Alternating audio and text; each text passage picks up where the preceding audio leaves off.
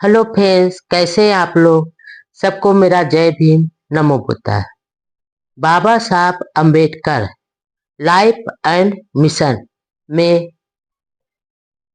ऐसे पिता बहुत कम बच्चों को मिलते होंगे।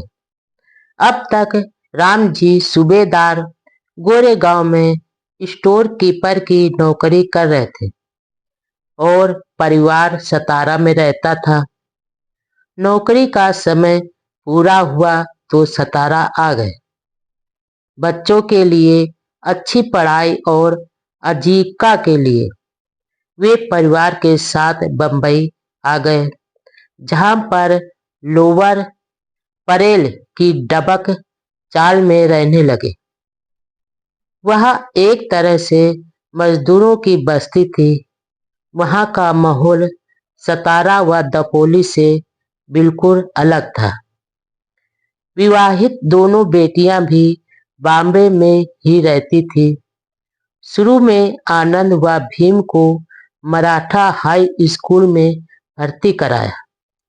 भीम भी अब अधिक मेहनत करने लगा, लेकिन पिता फिर भी संतुष्ट नहीं थे।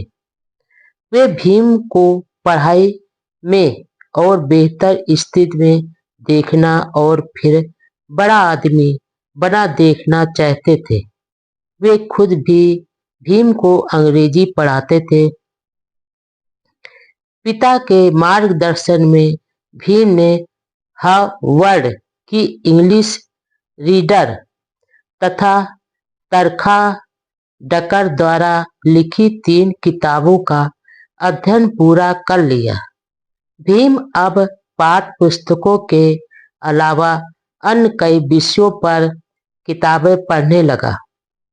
अब वह आए दिन नई नई किताबें खरीद कर पढ़ना चाहता था, लेकिन राम जी की आर्थिक स्थिति बहुत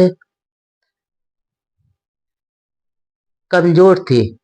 जब भीम की पसंद की किताबें खरीदने के लिए पिता के पास पैसे नहीं होते थे, तो बंबई में ही रह रही अपनी बेटी के पास जाते थे।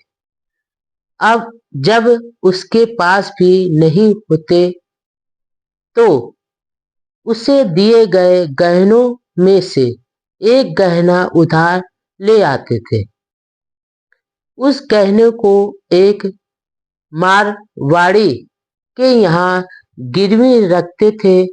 उस पैसे से किताब खरीद कर भीम को देते थे। हर महीने के अंत में पेंशन मिलने पर उस पैसे से वापस गहना छुड़ाना और बेटी को वापस देना, यह एक आम बात हो गई थी। बहनें भी भाई की इच्छा को ध्यान में रखते हुए मना नहीं करती थी।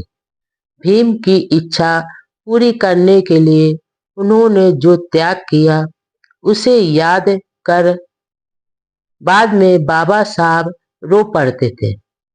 ऐसा वात्सल प्यार करने वाला पिता बहुत थोड़े बच्चों को मिलता होगा। मेरे शरारती व अल्हड़ स्वभाव के कारण मुझे उस समय उनके प्यार व वात्सल का मूल मालूम नहीं पड़ा।